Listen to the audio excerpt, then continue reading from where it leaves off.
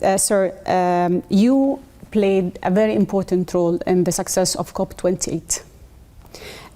Do you think that the world has been able to benefit adequately from the historic consensus? What do we need to do next?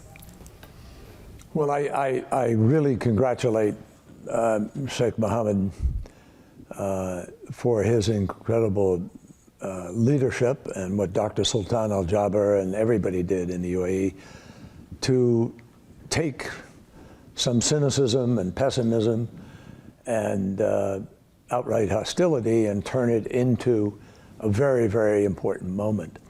I think that COP28 really set the standard building on Paris by calling for the transition away from fossil fuel, accelerating in this decade, according to the science, which is 1.5. So we have our guideposts. We know what we have to do. Unfortunately, not enough of the world is moving as fast as we need to move in order to meet the challenge.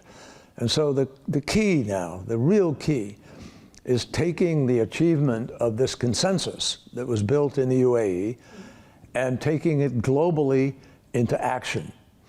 Countries must begin to implement policy that actually moves away from dependency on fossil fuel, builds out new energy systems, new technologies, and we have many of those technologies. Solar, wind, hydrogen increasingly. It's not quite commercial yet, but it will be. We have other possibilities with battery storage, which is a game changer in terms of baseload nervousness. So I believe that the UAE made the mission about as clear as it could possibly be. Everybody signed up to it. Now we have to do what we promised to do. Sir, you said to fight climate change, we probably need trillions of dollars. We do. Yeah, and governments cannot do that alone. We Correct. need to get a private sector. How can we create incentives for private sector to get on board? Well, that's what I'm going to be working on as hard as I can now. And it's why I transitioned away from being in the job to pushing in the private sector. The private sector is the key to our capacity to succeed. No government in the world has enough money to make this happen. So that we need the private sector, corporations around the world need to be pushing back against the deniers, against the delayers, against people who are ready to just do business as usual when we know we can't. And the damages from that are going to cost us far, far more than it costs us to respond now. So what we need to do, very bluntly, is begin to build coalition of private sector, philanthropies, government, the World Bank, different players at the table, and we need to make the deals bankable so that countries will know they can find the resources to be able to do the things that they want to do in many cases, but they just can't afford to do, or they don't have the technology. We, developed world particularly, have a responsibility to help make that happen. Sounds like a lot of work. You said that we're blowing the 1.5 and we're probably heading to 2.5. Are we ever gonna win this race, sir? Well, we can win the race. If we do business as usual, we will not. But this is winnable. We have technology today that if we deployed it at a large enough pace, we could meet our 2030 target. But if we don't meet the 2030 target, there is no viability to the 2050 target. You can't get there. So it's imperative that we deploy more money, more capital, invest in the new technologies, deploy them as rapidly as possible, get the impediments, the barriers out of the way.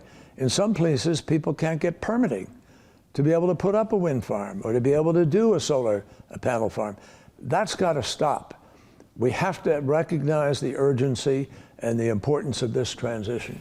We have so many challenges to do that, sir. Considering that half of the world's population today has political elections this year, including US and Europe and so many other important countries, to what extent will the climate issue be a priority for all of them among more pressing demands like economic stability, price reductions, inflation rate, and so on? Look, it's a fact, we all know it, that countries all around the world have some very profound fundamental challenges. Inflation, there is a challenge in many countries, not in the United States. Our unemployment is as low as it's been in 50 years.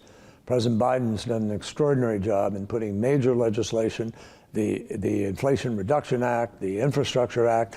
So he's created more jobs than any other president in 50 years.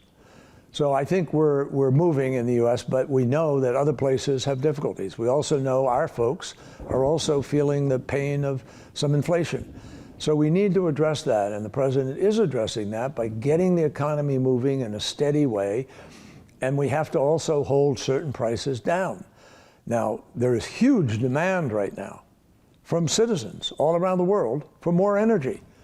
We have to guarantee we're providing that energy in a way that isn't more expensive and in a way that doesn't do more harm in terms of climate.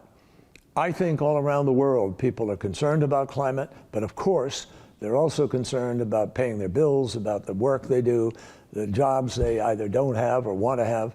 So this is a tough moment, but we can't lose sight of the order of priorities. Climate crisis is a global, international threat.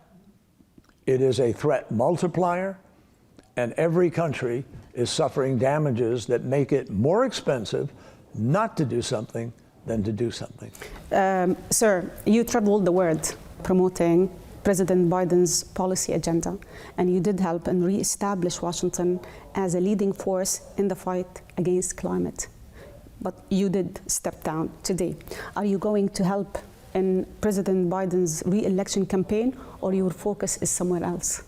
Well, no, I'm very supportive of President Biden, and I think it's very important for him to win the race. But I'm personally, apart from being supportive, pursuing efforts to try to accelerate the transition. I will be working, I am working, to help bring new technologies to the market. I'm working with friends to help deploy the capital in order to help countries make this transition. We need to bring battery storage faster to the market. We need to be able to have more solar, which is totally competitive. It's actually far less expensive than other forms of energy, and wind power, similarly. So we need to get more of that out into the marketplace, and I intend to work very, very hard to help make that happen, because that's the important transition now.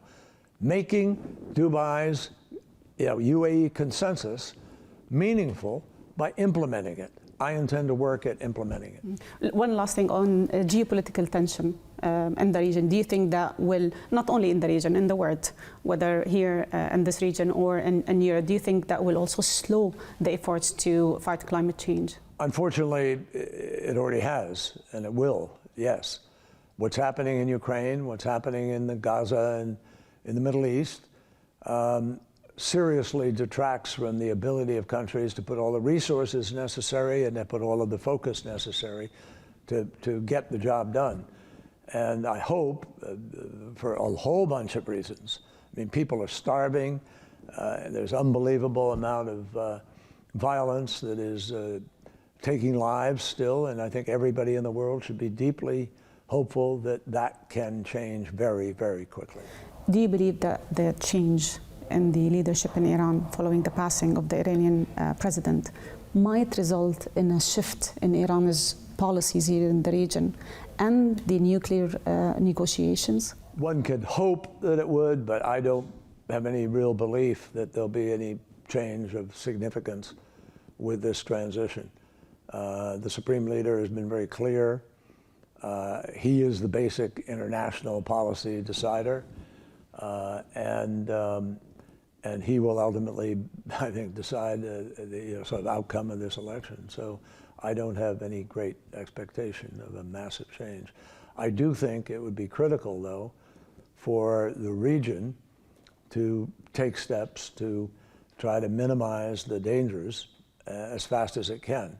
And the sooner the violence can end and people begin to focus on the rebuild and on the world ahead and what structure is going to be there to protect Israel, but also to protect Palestinians and their future.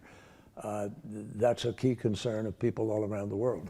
Your Excellency, thank you very much for joining us. I really appreciate your time. Thank you.